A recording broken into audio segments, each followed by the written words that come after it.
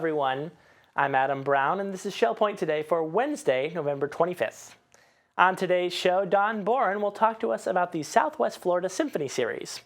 And Jack Bevan of Parkwood will speak with Cory about the Legacy Luncheon coming up on December 3rd.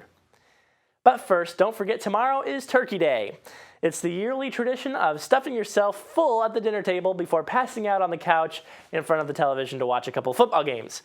And I think there's a parade in there somewhere that morning.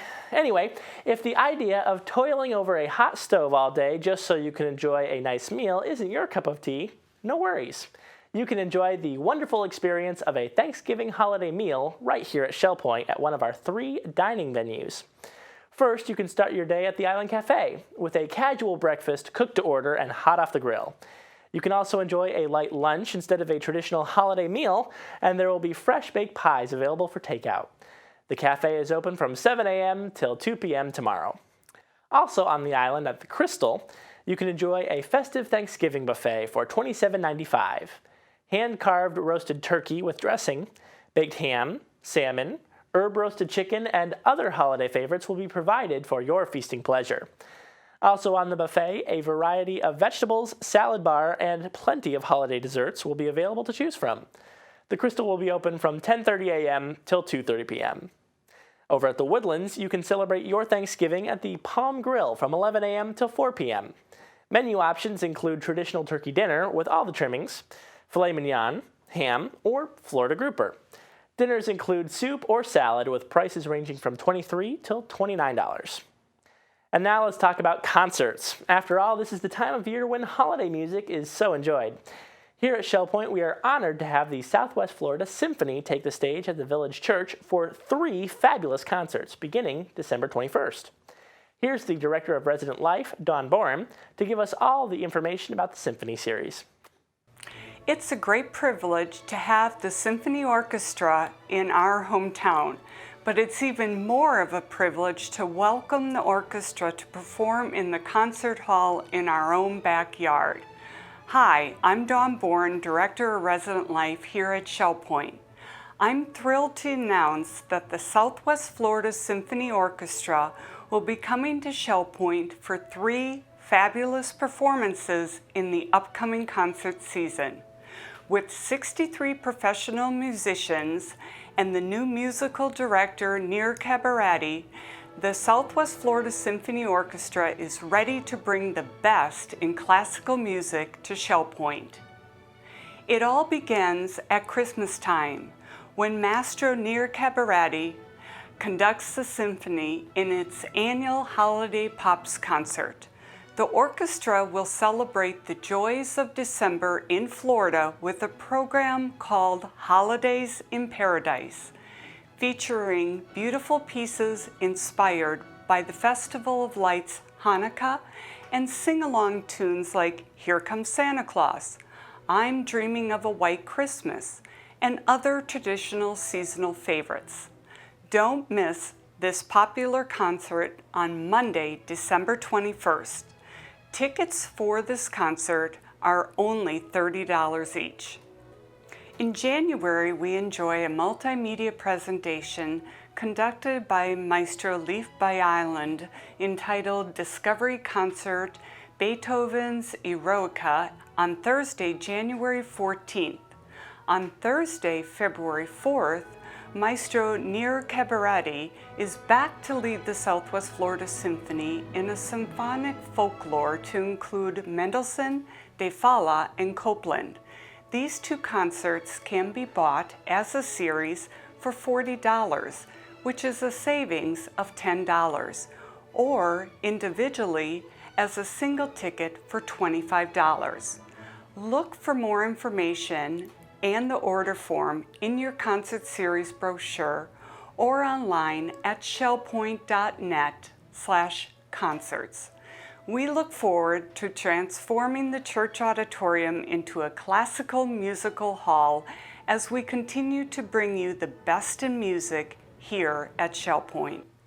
And now, Cory of the Legacy Foundation is going to visit with resident Jack Bevan. They will be talking about the importance of estate planning as well as the new Shell Point Legacy Society, which will be introduced at a luncheon on December 3rd. Hi, this is Jeff Cory from the Legacy Foundation here at Shell Point, and we're going to talk today a little bit about legacy planning and estate planning. As you all know, estate planning is something that all of our residents should do as far as having an updated will and power of attorney and advanced health directives. But we're going to talk a little bit more about legacy planning and what that means. And I'm joined today by Jack Bevan. Jack's a resident here at Parkwood, and so thanks for being here, Jack. Thanks for inviting me. Jack, just a couple of questions about the estate planning process and how it applied to you. I know you're really into genealogy, and that's one of your passions and all. I think looking back at the history of your family and the impact it has in generations today, and that's part of the legacy process. Does genealogy, did that play anything involved in your estate planning thinking? Yes, to some point. I've always liked history, and genealogy fits into history. And genealogy also gives you the ability to start thinking your process through and a never-ending approach of finding your relatives. But it started me thinking about what I was going to do when I'm no longer here. I have no family, so I had to make some decisions of who was going to get what. And I started back in the late 1990s. I came up with my first trust plan, and I had all kinds of folks in there getting money. And as time went on, I moved, and those other agencies at other charities weren't of interest to me anymore, so I started changing. And finally, I got a letter from my attorney, and he said the laws have changed in Florida, and I needed to upgrade it. Well, I'm a cheap procrastinator. I love to procrastinate, and you know that too. If it wasn't for you, I'd probably still be procrastinating, but you got me thinking about it. And so I started looking at my former trust, and I started crossing out names of who I didn't want to give money to anymore. And then I started to think about, did I just want to give the funds directly to the folks and let them make the decisions of how to use it, or did I want to put some strings on it? I love strings. So an example, when my college, my university that I graduated from, instead of just sending it to the university, I said the College of Engineering and that type of thing. So that's where you got me, and so genealogy was a part of it. It got my mental process working to that area. Well, you're a planner. I see this has been a long process, probably still not done as life goes on here. But what sort of things have helped you through that planning process, or people? Was your attorney helpful in this at all? Friends? Well, I think, I hate to say this, but I think you were the one that was really that got me thinking about it and pushing me. I remember gently, you would say, well, how's your trust? How's your trust?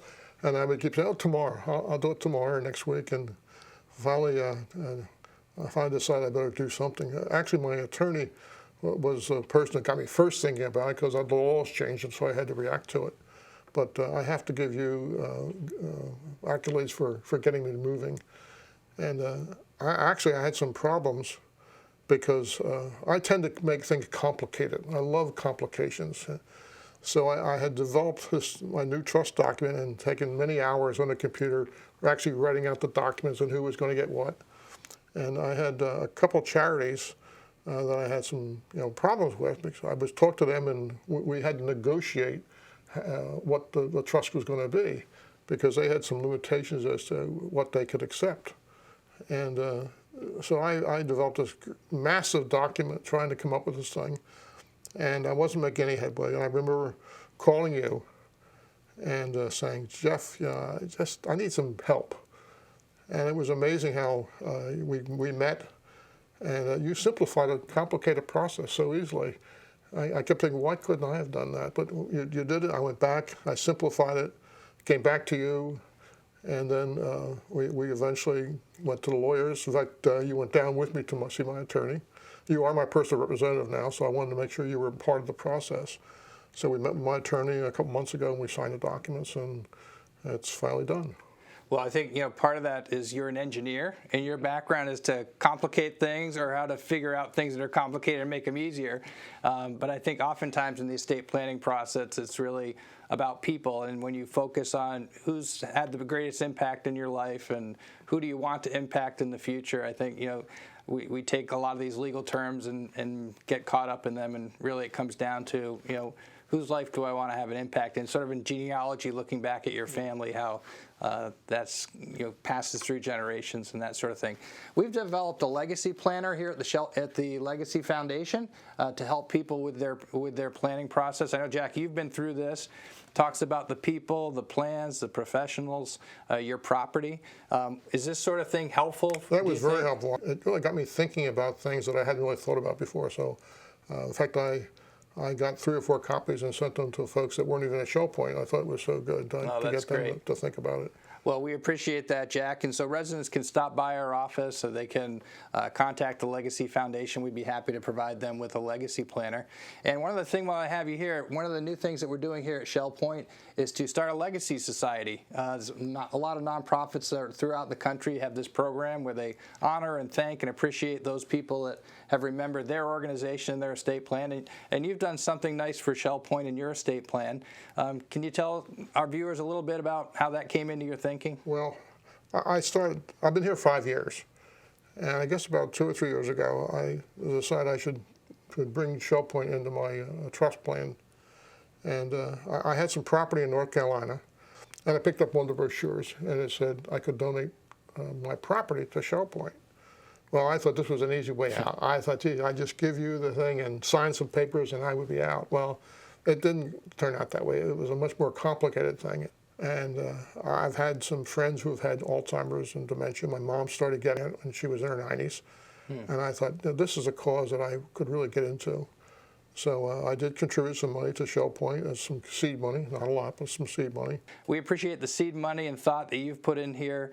We talk about Shell Point, starting with a benevolent gift back in the early 60s and how philanthropy has been a part of our culture here for years. So we thank you for your part in that, believing in Shell Point and our residents. And also just want to let our residents know on December 3rd, we'll be holding our first Legacy Society Luncheon. And if you've remembered Shell Point in your estate plan, like Jack and like so many of our residents have done in years past, we welcome you to that. And give the Legacy Foundation a call. Jack, thank you for being here today. We appreciate your sharing with us and appreciate having you as a resident, part of our Shell Point family. Thanks for inviting me. It was fun. Thanks. Thanks and have a great day. And now let's take a look at today's happenings, Academy news, menus, and Village Church connections. Welcome to the Happenings segment of Shell Point TV. I'm Bev Chandley, and this is Caitlin Van Scoy, and we're going to tell you the activities that we offer for you here today at Shell Point. We're going to start with a 7:45 men's Bible study. That'll be in the Osprey Room on the island. At 8 o'clock, you'll find pickleball at the game court behind the Resident Activity Center. Also at 8 o'clock, we have the men's match play tennis at the Woodlands Tennis Courts. At 8:45, Lilly and Company Jewelers will be at the Resident Activities Center. And at 9 o'clock, your Aussie Travel will be in the egret room on the island to help with your personal travel needs. Also at 9 o'clock, the watercolor group with Phil Hilton will be in the art studio down in the tunnel. And the card making and scrapbooking group will be in the tarpon room starting at 9:15. At 10 o'clock, it's time for the ladies' Bible study in the Osprey Room. And also at 10 o'clock, we have the men's match play tennis down at the Woodlands. The Model Yacht Sailing Club will be down at the Woodlands Lake at 10:15. And we have a Health Connections class at 11:30, Agility and Flexibility. That's in the Health Club, and that's currently full. Continuing with the afternoon activities, here's Caitlin. Thank you, Bev. At 1 o'clock, we have chess being played in the library lounge on the island. And from 1:30 to 3:30, the model train room will be open for tours and viewing. That's in the island tunnel. At 2:30, we have Jazz and Stuff. They'll be playing in the Grand Cypress room at the Woodlands. And a Health Connections class will occur at 3 o'clock, Pilates Stretch in the Health Club on the island. At 5 o'clock, we have the singles table. That'll be available at the Crystal Dining Room with no reservation required. We move to 5:45 for church choir rehearsal. That'll be in the choir room at the Village Church. And at 7:15, there is the Community Thanksgiving Eve service. That'll be in the Village Church on the island. Well, we're so happy that you joined us today. We'll see you right back here tomorrow. Hi, I'm Terry Koleth with your Academy information for Wednesday, the 25th of November. At 3 o'clock, our Internet Prep School continues in the Computer Center at the Woodlands. Menus for Wednesday. In the Crystal Room, the Crystal Platter is braised pork with twice baked potato and broccoli. The dinner special is the International Buffet for $14.95, and the soup of the day is chicken Florentine. In the Island Cafe for lunch, the special is a chicken tender wrap with onion rings for $7.75. The dinner special is grilled shrimp for $8.75. Dinner specials in the Palm Grill are New York strip with Swiss chard for $19.95 or sesame crusted tuna for $16.95. All menus are available 24 hours a day at www.shellpoint.net. Hi, welcome to Village Church Connections. I'm Andy Hawkins, the senior pastor of the Village Church. And as we conclude this series of devotionals on the life quest dimensions, we come finally to the community and social dimension. But please, you'll have to forgive me. I'm a teacher at heart, and as a teacher, I'm compelled to do a little review.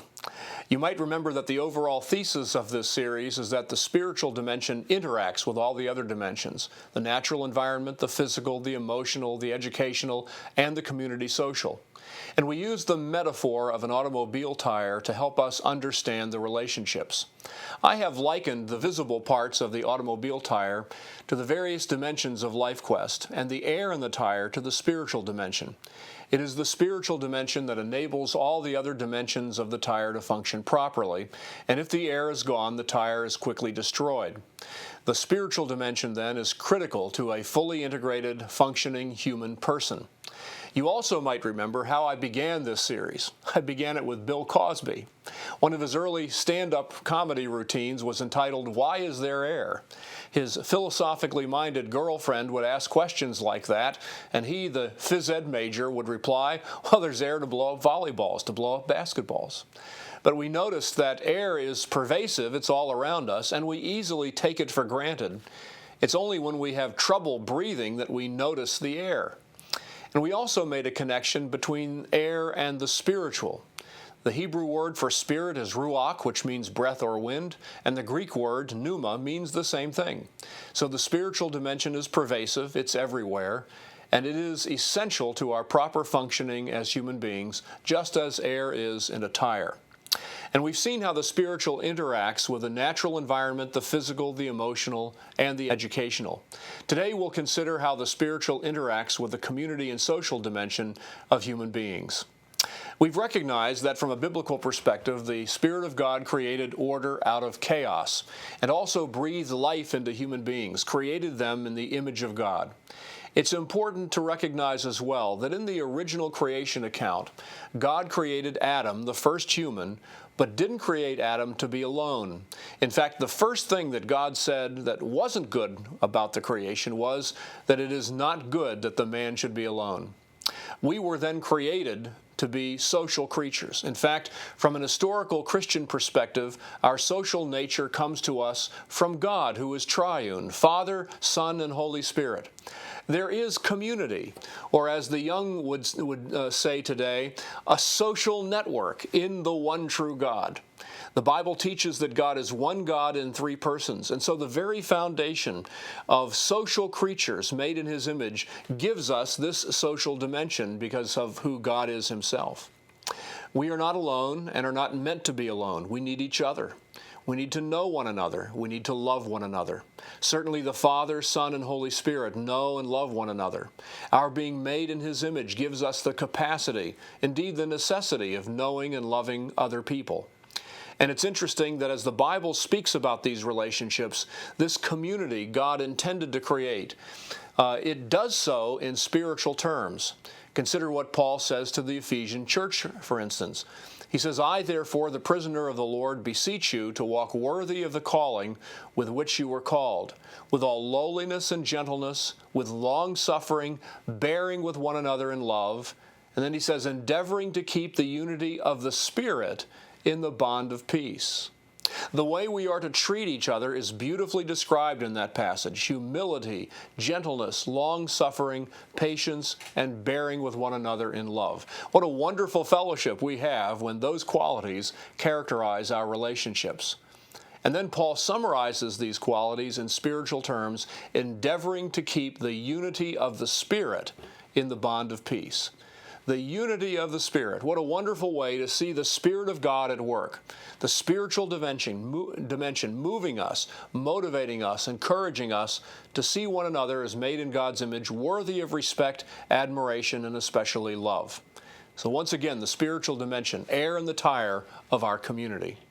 I trust you've been encouraged by these observations and that you won't take the spiritual dimension for granted, always seeking to be a fully integrated human being living in community where all the life quest dimensions are vibrant with meaning and significance.